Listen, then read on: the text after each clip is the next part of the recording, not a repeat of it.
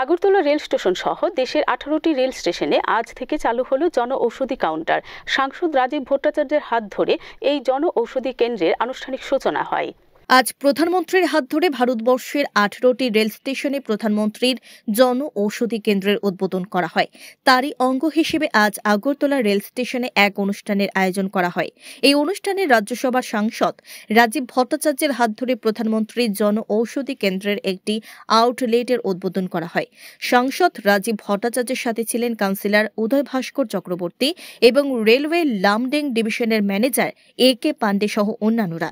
आज आप लोग सब जानते हैं दरभंगा से, बिहार की दरभंगा में एम्स का उद्घाटन और साथ ही साथ ऑल ओवर इंडिया में 18 प्लेस में जन औषधि प्रधानमंत्री जन औषधि केंद्र खुला गया है। इसमें हम त्रिपुरावासी सौभाग्य है कि त्रिपुरावासी को भी एक अगरतला रेलवे स्टेशन में ये प्रधानमंत्री जन औषधि का काउंटर भी मिला है, तो उसका भी उद्घाटन प्रधानमंत्री जी ने किया है।